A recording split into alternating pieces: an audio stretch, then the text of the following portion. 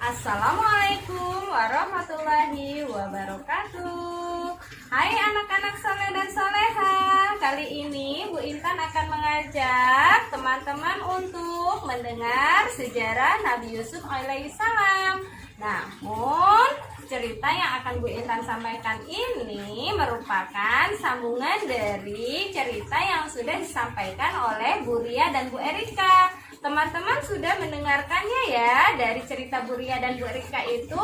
Kalau belum, teman-teman boleh membuka di link YouTube Taman Safala. Oh iya. Nah, sumber cerita yang akan Bu Intan sampaikan ini Bu Intan ambil dari buku The Best Story of Quran. Nah, sejarah seluruh nabi dan rasul sudah tertuang di dalam Al-Quran. Nah, sekarang kita buka bukunya ya, baca basmalah bersama-sama. Bismillahirrahmanirrahim. Nah, teman-teman sudah tahu mengapa Nabi Yusuf dimasukkan ke dalam penjara. Nabi Yusuf dipenjara karena fitnah dari Ibu Zulaika. Ibu Zulaika membuat suatu kebohongan yang besar, seolah-olah Nabi Yusuf telah membuat kesalahan yang memalukan. Akhirnya Nabi Yusuf pun dipenjara. Namun selama di penjara Nabi Yusuf tidak pernah melupakan Allah. Beliau selalu beribadah kepada Allah dan selalu berbuat kebaikan. Nabi Yusuf selalu memberikan nasihat-nasihat yang baik kepada orang-orang yang ada di dalam penjara.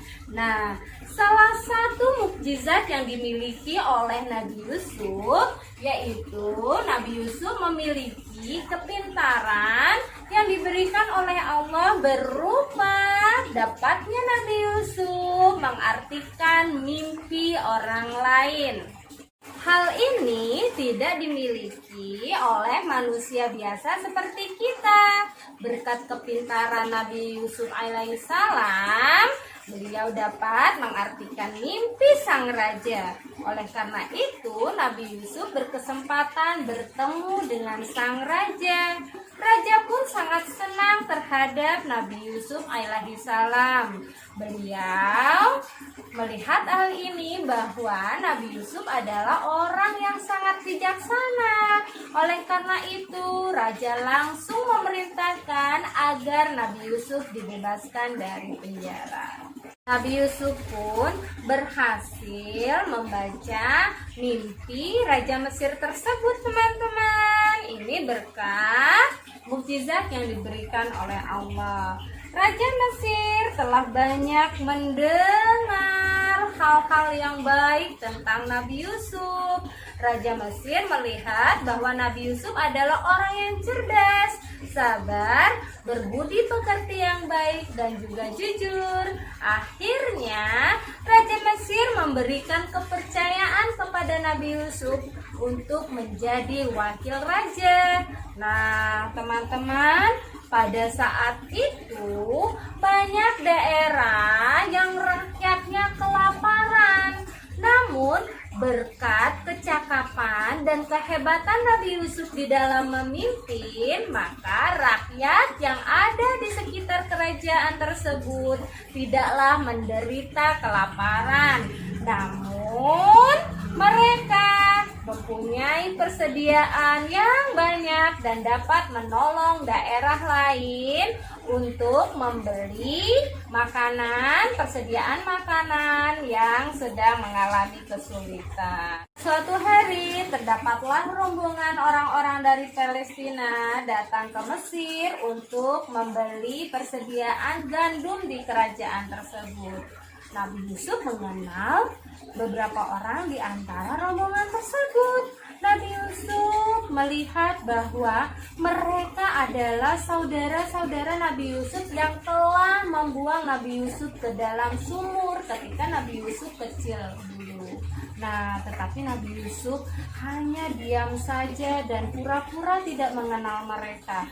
Nabi Yusuf pun bertanya, "Wahai orang-orang yang saya hormati, mengapa kalian datang ke sini? Dari manakah kalian berasal?" Kemudian salah satu dari orang tersebut berkata, kami dari Palestina, wahai Tuanku, kami adalah putra-putra Nabi Yakub. Namun adik kami yang terkecil tidak mengikuti kami. Adik kami yang terkecil bernama Benyamin menunggu ayah kami Nabi Yakub yang sedang sakit di rumah. Beliau sudah tua dan sudah tidak dapat melihat lagi. Nabi Yusuf sangat bersedih mendengar hal tersebut, tetapi Nabi Yusuf tetap menjaga rahasia bahwa Nabi Yusuf adalah adik mereka. Nabi Yusuf memerintahkan kepada pasukannya untuk memasukkan gandum-gandum ke dalam karung-karung yang sudah mereka sediakan. Tak lupa Nabi Yusuf pun mengembalikan emas-emas yang sudah mereka bawa sebagai pengganti gandum yang mereka beli.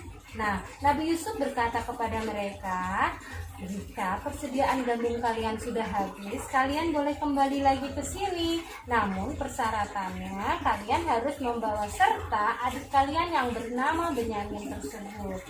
Nah, teman-teman, ketika mereka sudah sampai di Palestina, mereka sudah sampai di dalam rumahnya, mereka bercerita kepada ayah mereka Nabi Yakub bahwa penguasa Mesir adalah orang yang sangat baik karena mereka diperlakukan sangat baik di sana. Dan saudara-saudara Nabi Yusuf tadi sangat terkejut ketika membuka karung-karung yang berisi gandum tadi, berisi juga emas-emas yang mereka bawa. Nah, suatu hari habislah persediaan gandum mereka dan mereka pun harus kembali ke kerajaan Mesir. Mereka meminta izin kepada ayah mereka untuk membawa serta Benyamin untuk ikut ke kerajaan Mesir. Nah, sampai di kerajaan Mesir, mereka pun disambut dengan baik oleh Nabi Yusuf alaihissalam. Nabi Yusuf pun mengajak serta Benyamin untuk ikut dengannya. Nabi Yusuf mengatakan kepada Benyamin bahwa ia adalah kakaknya. Benyamin pun akhirnya tahu bahwa pemimpin kerajaan Mesir tersebut adalah kakaknya, yaitu Nabi Yusuf alaihissalam. Namun ia tidak menceritakan kepada saudara-saudaranya yang lain. Tiba saatnya mereka harus pulang ke Palestina. Namun Nabi Yusuf pun masih merahasiakan bahwa ia adalah adik mereka yang telah mereka lempar dulu ke dalam sumur. Nah, mereka mengajak Benyamin ikut serta pulang ke Palestina. Namun Nabi Yusuf melarang Benyamin untuk ikut serta. Kakak-kakak Benyamin memohon kepada Nabi Yusuf agar mengajak Benyamin pulang. Mereka tidak mau, Nabi Yakub akan bertambah sedih. Dan mereka pun mengatakan bahwa Nabi Yakub sudah sangat tua dan tidak bisa melihat lagi. Nabi Yusuf pun merasa iba. Akhirnya Nabi Yusuf pun mengatakan hal yang sesungguhnya, bahwa ia adalah adiknya yang pernah mereka buang dulu. Mereka sangat ketakutan. Takut nanti Nabi Yusuf membalas mereka dengan hal kejahatan. Namun itu tidak Nabi Yusuf lakukan. Nabi Yusuf pun memberikan kesempatan kepada mereka untuk kembali pulang ke Palestina dan memberikan baju Nabi Yusuf kepada mereka. Nabi Yusuf berkata, "Wahai saudara-saudaraku, bawalah baju ini kepada ayah kita Nabi Yakub, kemudian usapkan ke matanya. Insya Allah dengan pertolongan Allah ayah akan dapat melihat kembali." Akhirnya kakak-kakak itu pulang ke Palestina. Mereka menceritakan semua hal tersebut kepada ayahnya. Akhirnya Nabi Yusuf dan ayahnya dan juga saudaranya dapat berkumpul kembali. Nah, teman-teman, hikmah yang dapat kita petik di sini bahwa kita harus menjadi orang yang pemaaf seperti Nabi Yusuf. Nabi Yusuf juga tidak memiliki rasa dendam. Nabi Yusuf memiliki jiwa yang sangat besar. Dia selalu berbuat baik dan selalu jujur. Maukah teman-teman seperti itu? Pastinya mau dong. Yuk kita berbuat baik dan menjadi pemaaf. Sekian dari cerita Bu Intan kali ini. Mudah-mudahan teman-teman dapat mengambil hikmahnya ya. Terima kasih teman-teman. Wassalamualaikum warahmatullahi wabarakatuh.